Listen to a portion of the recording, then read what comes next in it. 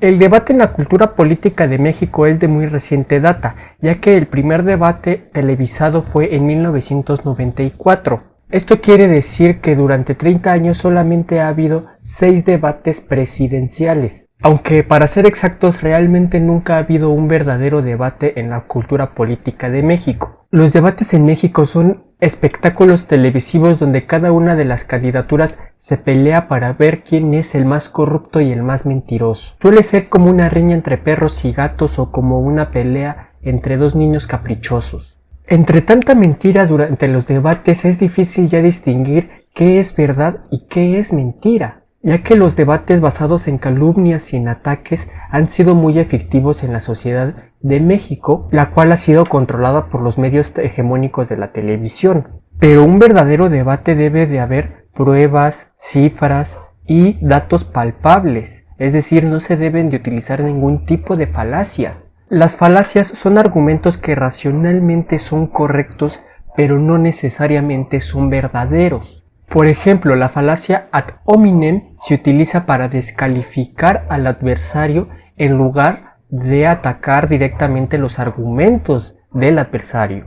Y la falacia ad populum es una falacia que se dirige al pueblo y que se apela a las emociones, principalmente al dolor de las personas. Las falacias se han hecho presentes en los debates desde 1994 y en este 2024, en las recientes elecciones, no es la excepción. Un debate no es una riña de barrio donde a ver quién es el más cabrón. No, un debate es para ir a argumentar, para ir a discutir con argumentos sólidos. Y sobre todo es para ir a convencer a la gente de que tu proyecto político es la mejor opción. Pero ¿cómo le va a hacer Xóchitl Gálvez para argumentar su proyecto político si simplemente no tiene proyecto político? Es por eso que no le queda de otra más que malgastar su tiempo atacando y haciendo siempre las mismas preguntas a su adversaria, y nunca se dirigió a su posible electorado. Uno como espectador no quiere ir a escuchar ataques, uno como espectador quiere ir a escuchar propuestas de qué es lo que van a hacer con nuestro país. Los ciudadanos esperamos que las candidaturas nos presenten su proyecto político con presupuestos desglosados, de que se pueden hacer realidad las promesas. Proyectos políticos sustentados por estudios especializados en cada una de las áreas de las que es responsable un jefe de Estado.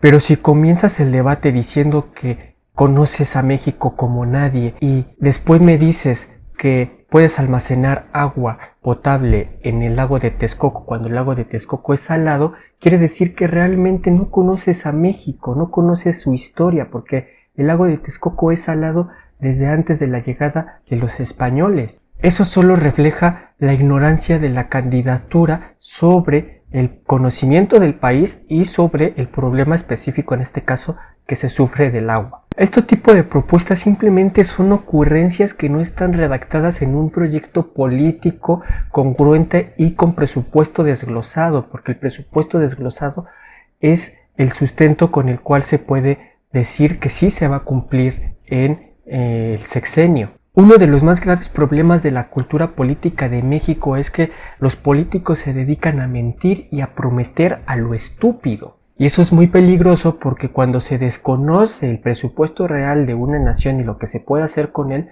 entonces se prometen cosas que no se pueden cumplir. Las cuentas entonces no salen. Sumando a esto el hecho de que los políticos nos quieren vender la idea de que México es un país pobre, como Peña Nieto cuando dijo que la gallina de los huevos de oro, que es Pemex, ya se había acabado, ya no daba para más. Pero la realidad es que habían vendido a la gallina por migajas a empresas extranjeras y junto con la gallina vendieron a la patria. Un verdadero presidente debe ser capaz de cumplir todas sus promesas porque se supone que debe ser una persona capacitada, especializada en los asuntos públicos del país. Pero si el país es gobernado por gente ignorante que no conoce ni un poco de la historia de su país como lo es la candidata del PRIAN, entonces una presidenta sí simplemente estaría condenada a ser la títere de los Estados Unidos y de las grandes élites económicas. Tendría el título de presidenta, pero tendría 0% de poder como lo tuvo Peña Nieto, Calderón y sus amiguitos.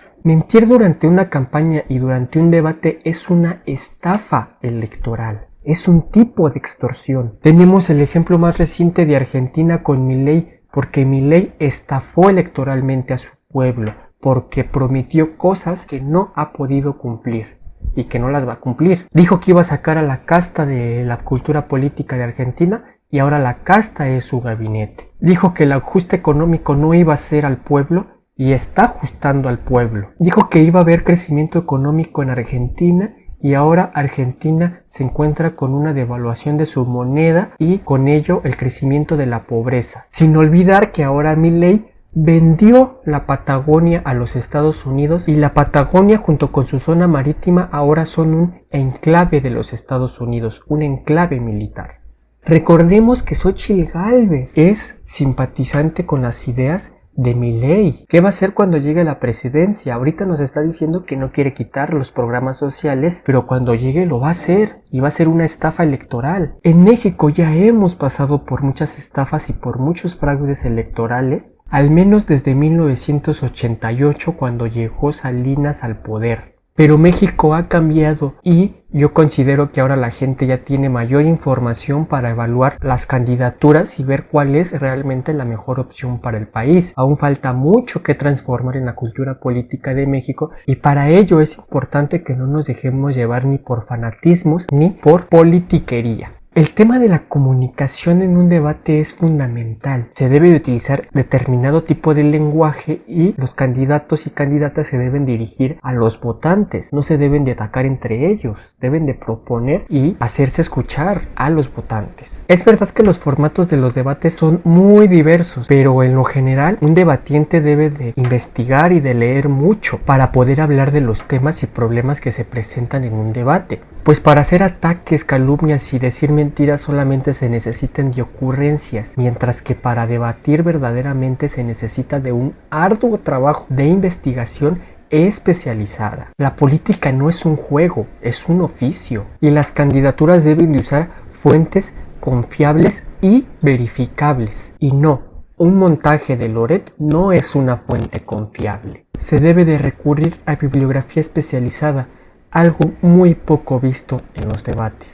Además de que al ser un puesto público el que se está disputando, las propuestas de las candidaturas deben de ser acordes a los intereses de la nación, no a los intereses privados, no a los intereses de las grandes élites. ¿Qué podemos esperar de Xóchitl Gálvez cuando ya confesó en pleno debate que prefiere primero perdonarle los impuestos a los grandes empresarios millonarios antes de reducir la jornada laboral de 48 a 40 horas? Es decir, si no le perdona impuestos a los empresarios, no va a reducir la jornada laboral. Entonces, hay una prioridad para favorecer a las grandes empresas antes que favorecer a el trabajador y la trabajadora. Y una de las más grandes ocurrencias que se le puede ocurrir decir es que va a condonarle impuestos a todo aquel que gane menos de 15,000 pesos mensuales. Le está hablando al 86% de la población. Entonces, si al 86% de la población no le vas a cobrar impuestos y tampoco le vas a cobrar impuestos a los grandes millonarios,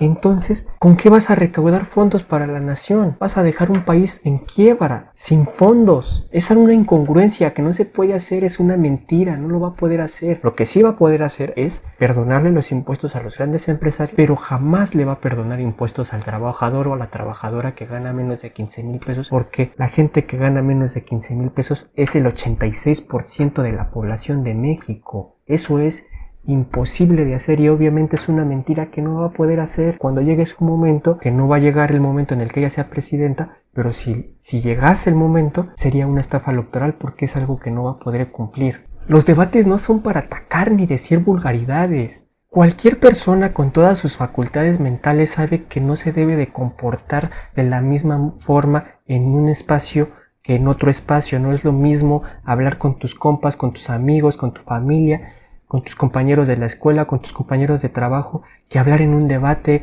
que hablar en una tribuna, que dirigirse a miles de personas. No es lo mismo, no vas a usar el mismo tipo de lenguaje, el mismo tipo de vulgaridades, como si estuvieras en una riña de mercado, en una riña de barrio, porque no es el espacio congruente.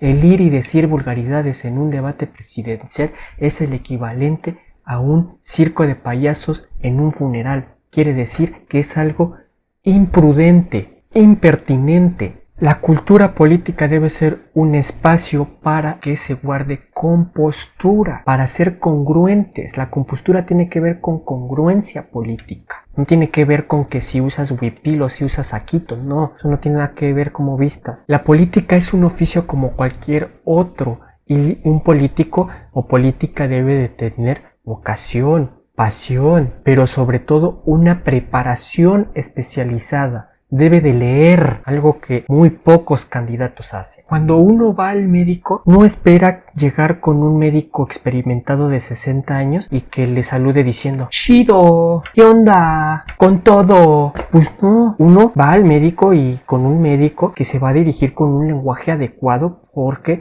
el espacio del consultorio es un espacio especializado donde se debe de utilizar cierto lenguaje. Si ese médico saliendo de su trabajo llega a su casa y llega con sus compas y les dice chido, ¿qué onda? Pues va, pues es otro espacio porque está con sus amigos en un bar y va a decir vulgaridades porque así es, pero no lo va a usar ese mismo lenguaje con sus pacientes en un consultorio porque eso ni siquiera le va a dar confianza al paciente. Va a huir el paciente de un médico así como estamos huyendo los ciudadanos de una política vulgar que simplemente se dedica a decir vulgaridades en un espacio donde no las tiene que decir. No solamente las dice, sino que también las hace, como es el darle el chicle a una asistente. Eso es una vulgaridad y es una grosería. Xóchitl Gálvez le dijo mediocres a los empresarios que están muy felices y contentos por los resultados que han tenido sus empresas durante el sexenio de Andrés Manuel López Obrador. Pero lo verdaderamente mediocre es conformarnos con candidatas o candidatos que no dan el ancho como una política o un político profesional. Ya lo dijo Beatriz Paredes, Xóchitl Gálvez es un producto mercantil maleable, títere de las élites económicas. Pero no solamente es un producto, sino que es un pésimo producto, vulgar, cero profesional. En contraste a Xóchitl Gálvez tenemos el ejemplo de Gerardo Fernández Noroña, quien sí es del pueblo, quien sí conoce al país, quien sí está muy bien leído y especializado, quien sí tiene la compostura para comportarse como un político profesional y argumentar con la verdad, quien sí es carismático, quien sí es popular. El profesionalismo y compostura de un político no se contrapone para nada a su carisma ni a su lenguaje popular. De hecho, estos dos últimos son fundamentales para poder conseguir simpatizantes. Pero una cosa es usar lenguaje popular, lenguaje coloquial, y otra muy diferente es ser una persona vulgar, como si se tratara de hacer una parodia de Nacaranda. Cualquier persona sabe que debe comportarse de cierta manera dependiendo de su entorno. No utilizamos el mismo lenguaje con nuestro jefe de trabajo que con nuestros compañeros de trabajo, que con nuestros compañeros de la escuela, que con nuestros maestros, que con nuestros familiares o que con nuestros amigos. Utilizamos distintos tipos de lenguaje dependiendo con quién nos estamos comunicando. Y lo mismo debe pasar en un debate. Utilizar el lenguaje correcto que se debe utilizar en un debate. Y para eso se necesita preparación profesional. En un debate se deben de utilizar argumentos sólidos, no ocurrencias, porque las ocurrencias son fácilmente refutables, como la ocurrencia de almacenar agua potable en el lago de Texcoco cuando el lago de Texcoco es salado. Es una ocurrencia muy fácilmente refutable. Por eso no puedes decir ocurrencias en un debate, que te van a comer viva. Y para que no te coman viva tienes que leer, pero si no lees, pues nunca vas a poder debatir. El tema de la lectura en México también es un gran problema porque no tenemos un buen hábito de lectura y los políticos no leen y son los que más deben de leer. La compostura en un debate tampoco tiene que ver con que si usas huipil o con que si usas un saco. Eso no tiene nada que ver. La compostura tiene que ver con la congruencia de utilizar el espacio del debate para lo que fue diseñado, es decir, para dialogar con argumentos y sin hacer uso de falacias.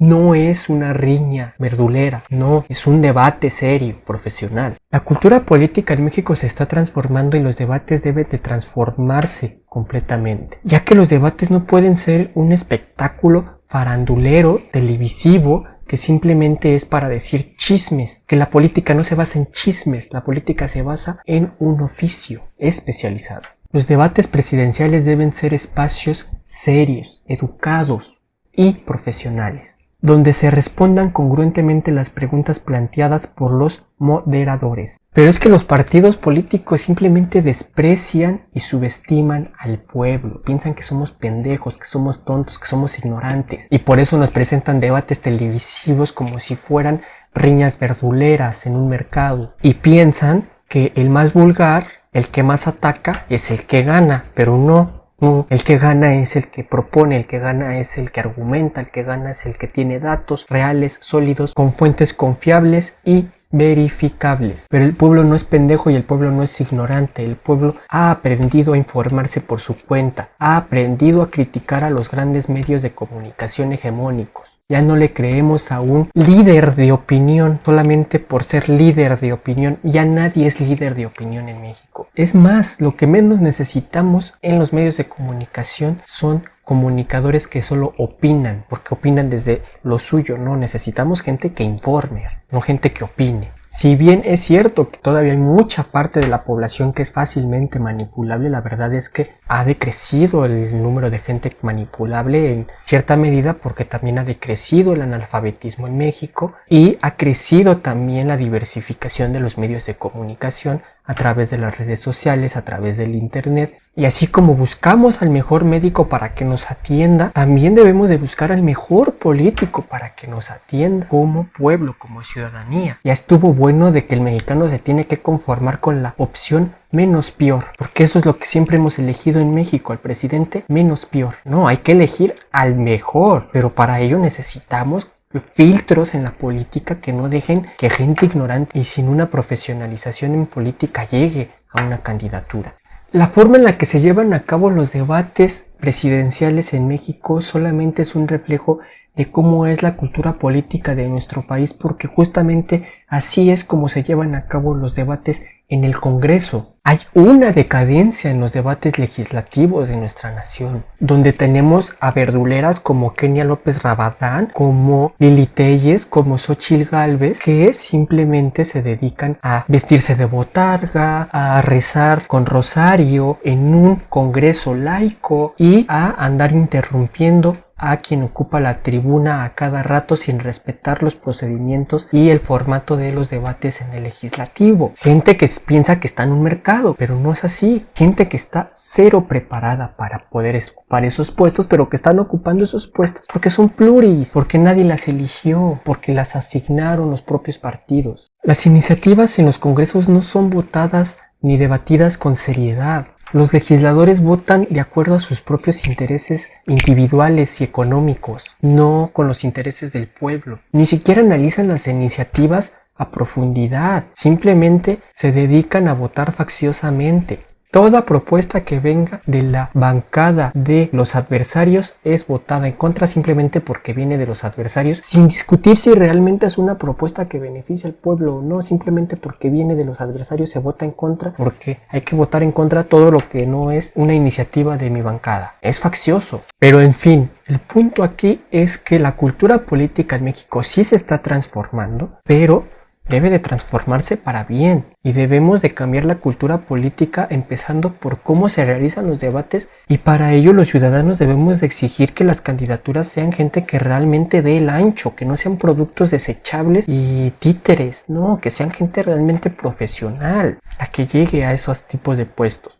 Esto fue Filomimixecua. No olviden darle like, suscribirse, ponerle a la campanita, dejar su comentario y compartir.